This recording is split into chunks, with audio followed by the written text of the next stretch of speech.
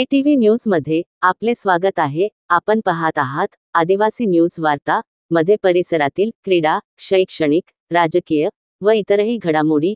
आता पाहूयात सविस्तर वृत्त। आदिवासी न्यूज वार्तासाठी नंदकुमार तोटेवाड।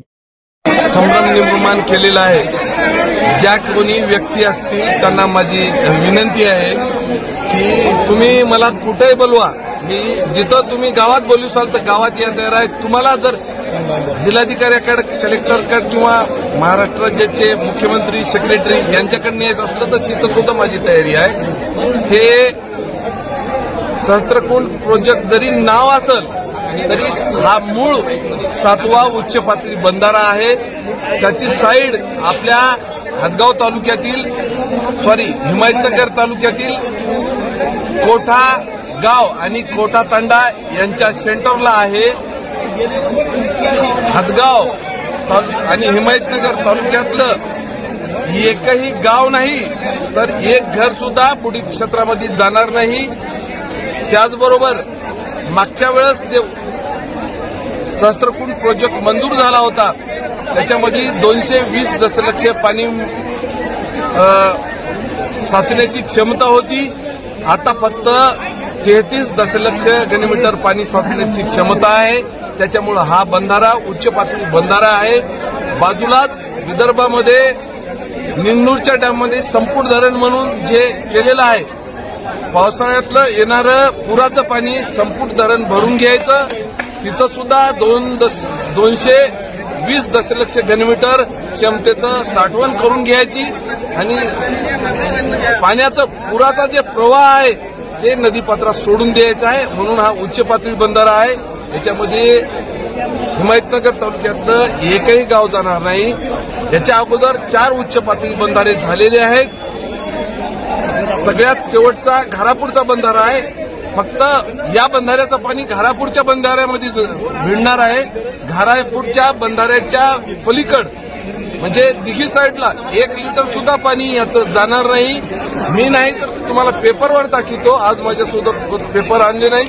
ज्यावेळेस इकडच्या नदी काठावरच्या गावाला मी भेटी देईल, सगळ्या गावकऱ्यासमोर बैठका घेऊन त्यांना याची क्षमता किती, जमिनी किती चालल्या, मावेजा काय भेटणार आहे, किती पट भेटणार आहे, हे सगळी मी डिटेल माहिती देणार आहे।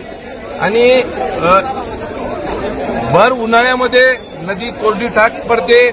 गेल्या 2002 पासून आम्हीच पिण्याचं आणि जनावरांचं पाणी सोडण्यासाठी जिल्हाधिकारी आणि कार्यकारी अभियंता UPP यांच्याकडे पाणीपुरवठा विभागाकडे खेती घातलेली आहे। ती सगळी माहिती घेऊन आज आम्ही उच्च पातळी बंधाऱ्याची सुरुवात केलेली आहे।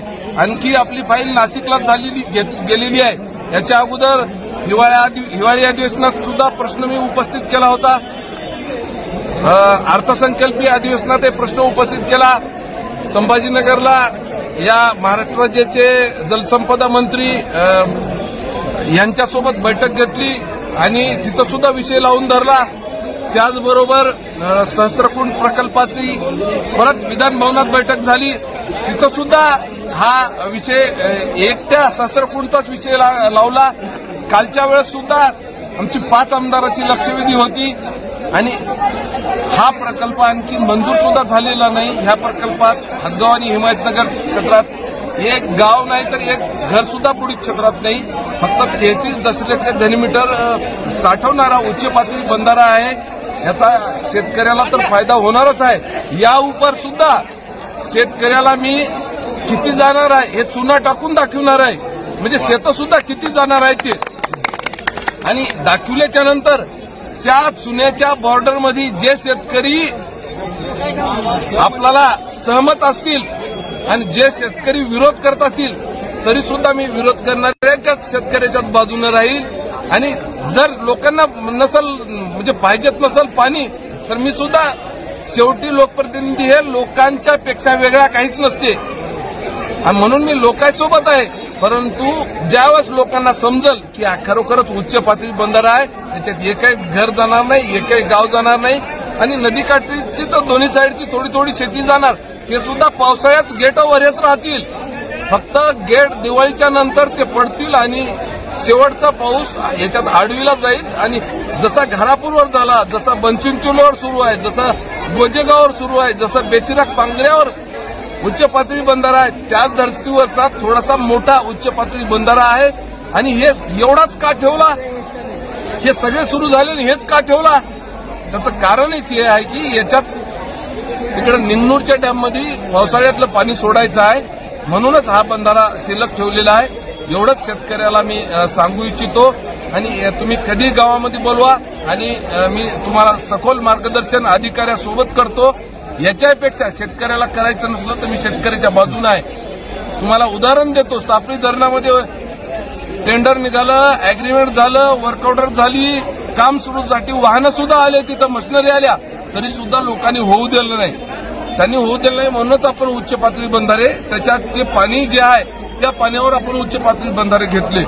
त्याच्यामुळं शेतकऱ्यांनी काळजी करायची काही कारण नाही. मी तुमच्या सोबत आहे, केव्हाही आपण अडू शकता जर तसं तुम्हाला वाटलं तर. आणि शेवटी उच्च पातळी बंधारा तर राहणारच आहे.